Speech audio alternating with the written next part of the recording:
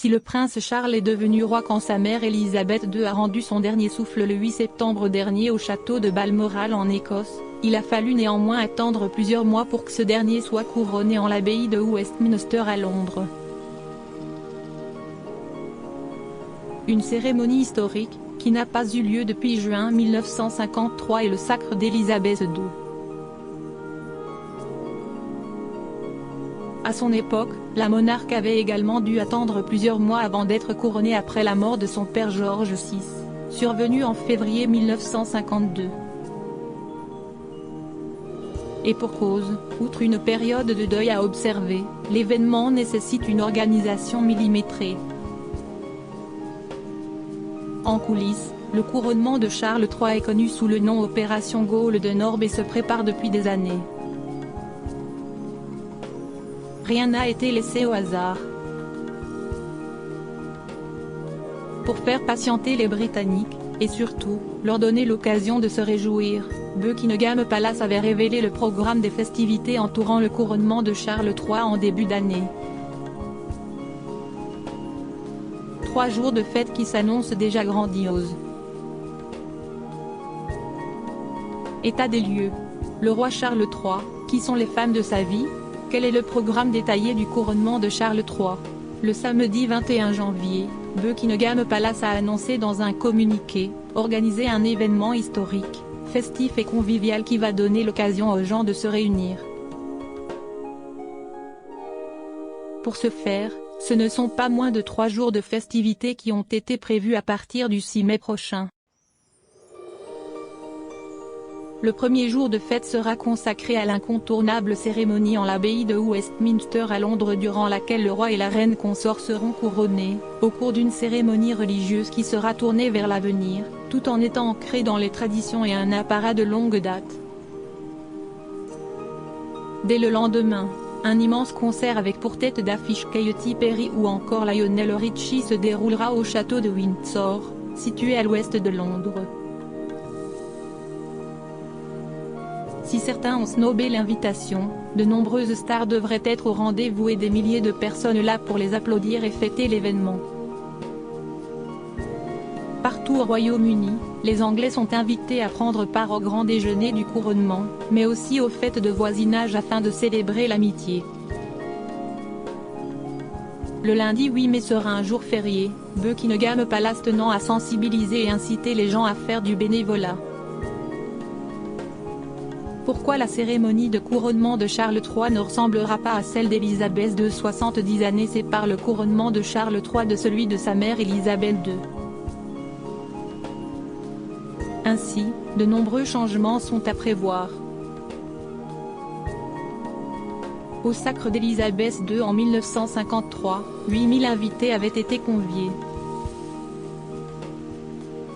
Des rois, des princes, des ministres s'étaient mêlés aux écuyers, chambellans et autres pages. Facture totale, 46 millions de livres actuels, soit près de 53 millions d'euros rapporte Capital.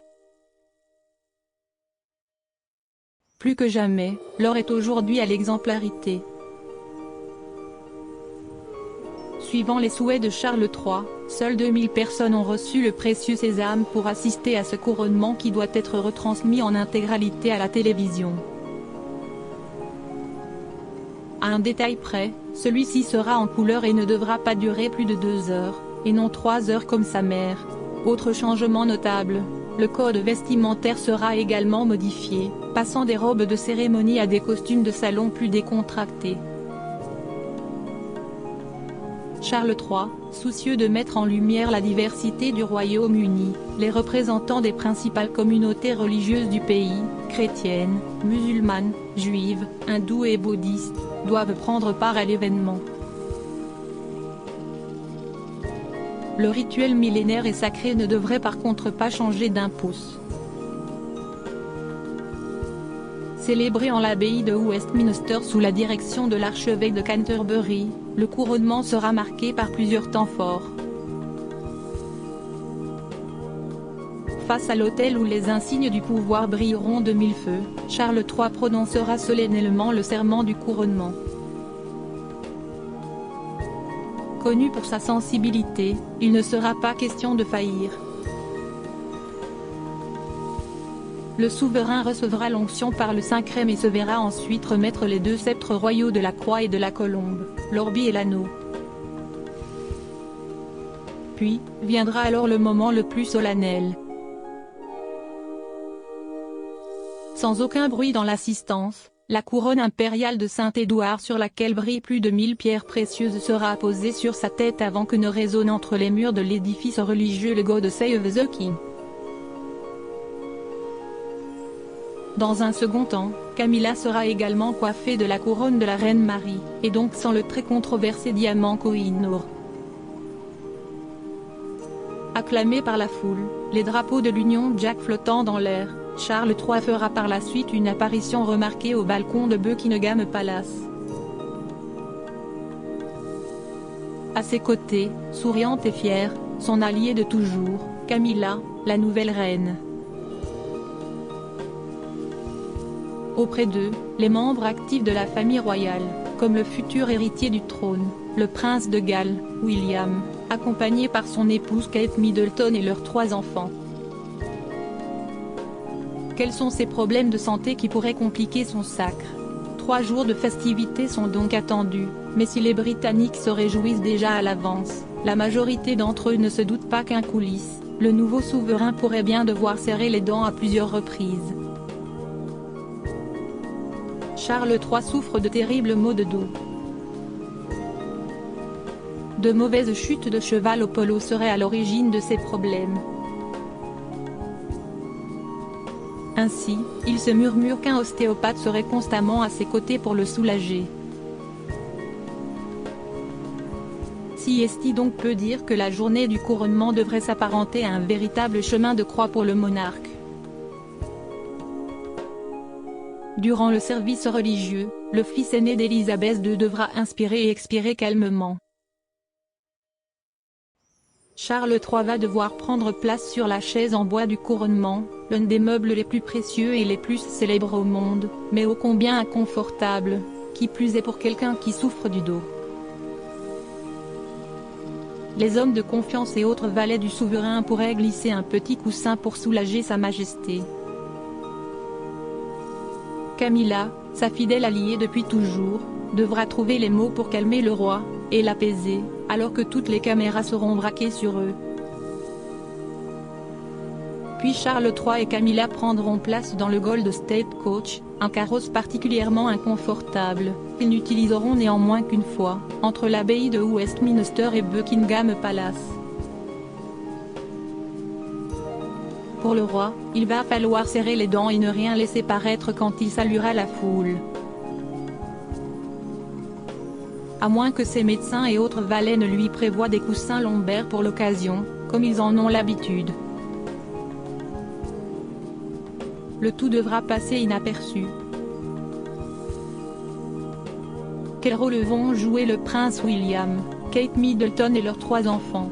Lors de la cérémonie religieuse, Charles III prononcera, comme le veut la tradition, le serment du couronnement, recevra l'onction avant que l'archevêque de Canterbury ne place la couronne de Saint-Édouard sur sa tête. Puis ce sera à son fils aîné, le prince William, héritier du trône, d'être au centre de toutes les attentions. Le prince William, devenu notamment duc de Cornouailles à la mort de la reine Élisabeth et titré prince de Galles par son père dès le lendemain, aura un rôle. Il s'agenouillera devant son père pour rendre hommage au nouveau roi. La tradition veut que le prince de Galles se relève ensuite, touche la couronne, et embrasse le souverain sur la joue gauche, explique Philippe Cailleul, auteur d'une biographie sur Charles III parue aux éditions Perrin. Il devrait être le seul à s'agenouiller devant le roi. Kate Middleton, non loin de son époux, assistera à l'événement mais ne jouera aucun rôle. Le style, l'élégance de la princesse de Galles seront scrutés à la loupe. Son fils aîné, le prince George, jouera un rôle clé lors de la cérémonie auprès des petits-fils de Camilla, sous les yeux émerveillés de sa petite sœur, la princesse Charlotte, et du petit dernier, le prince Louis, invités tous les deux à assister sagement à l'événement. Qui sont les invités confirmés? Si Élisabeth II avait vu grand en son temps pour son couronnement, en invitant près de 8000 personnes, son fils né ne comptera que 2000, rapporte The Express. Du côté des têtes couronnées, le magazine américain People a fait savoir que le prince Albert de Monaco et sa femme Charlène seront présents. En Espagne, Felipe V et son épouse Letizia prendront part à la cérémonie. De leur côté, Philippe et Mathilde de Belgique seront accompagnés de leur fille Elisabeth, tout comme Maxima et Willem Alexander des Pays-Bas qui viendront avec la princesse héritière Amalia. Les deux jeunes femmes n'assisteront néanmoins pas au sacre. Côté français, Emmanuel et Brigitte Macron ont également déclaré qu'ils assisteraient à la cérémonie, ainsi qu'une autre célèbre invitée française. Plusieurs célébrités britanniques comme l'actrice Judi Dench ou Joanna Lumley, star d'Absolutelli Fabulous, devraient également faire le déplacement.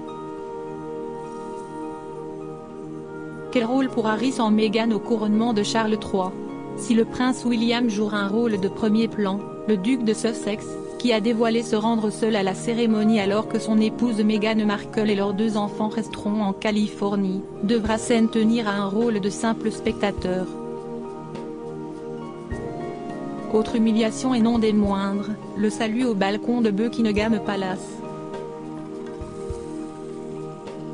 Comme au jubilé de la reine Elisabeth II, le duc de Sussex ne sera pas invité à saluer la foule aux côtés des Windsor.